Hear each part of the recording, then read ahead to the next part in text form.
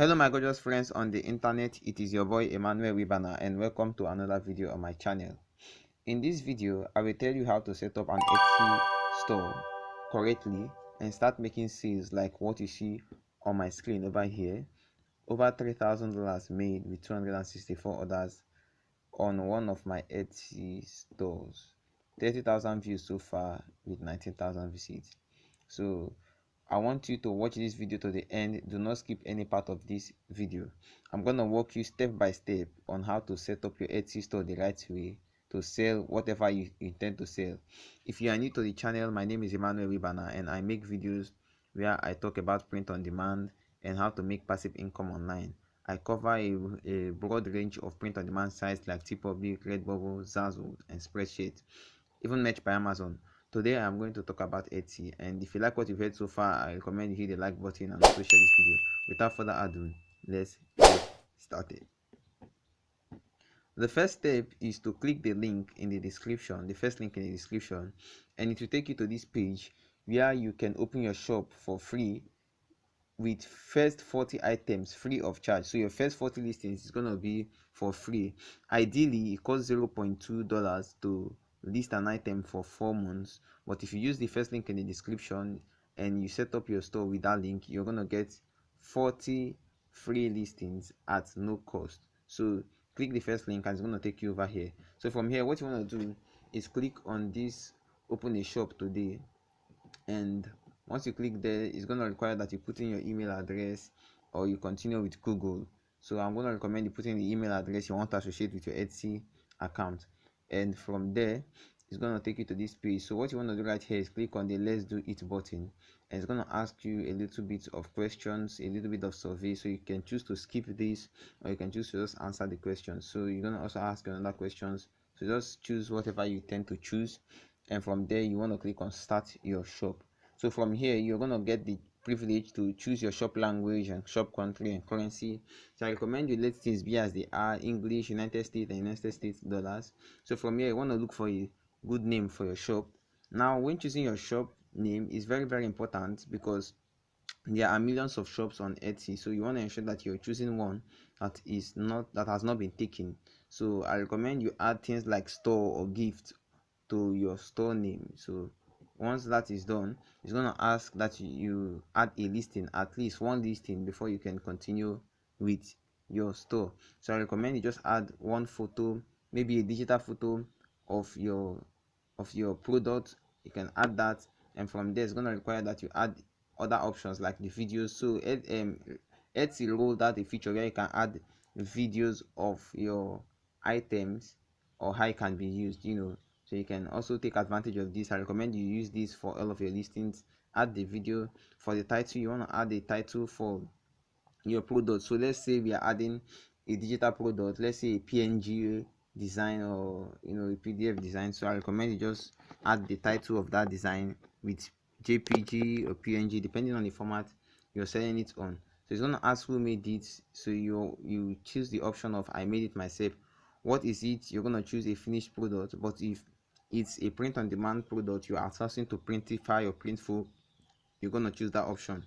Now, when did you make it? You want to choose 2023 or the year in which you made it. So for the category, from your title, it's going to automatically give you suggestions of the category which your design or your product falls under. So you want to choose that category, or you choose a category that works for you. So under these renewal options, this is very important, because if you set it on automatic, then after every 4 months you're going to automatically get charged.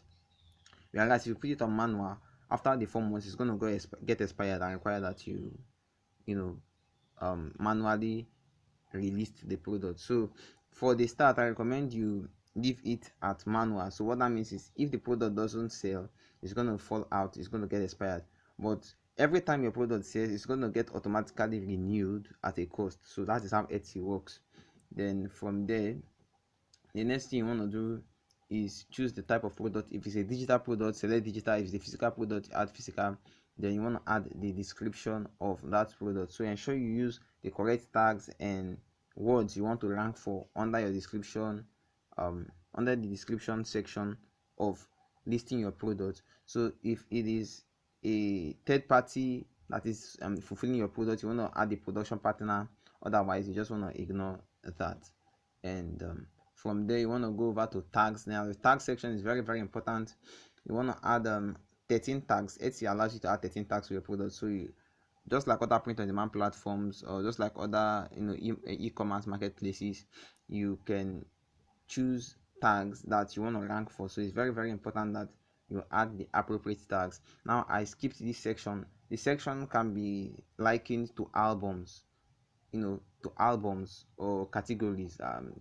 That's what this section is. So you want to add a preset of sections that you can automatically add your products to. So for instance, if you are into apparels, you want to have different sections. You want to have the hoodie section, you want to have the t-shirt section, you want to have the hat sections, jewelry sections, all of that. If you're into digital products and there are different, um, there are different things or themes you're designing for, you want to add different sections for those themes. One thing sections do is it makes Etsy to be able to suggest related products or upsell for you easily when you add sections. So that's what that does for your listing.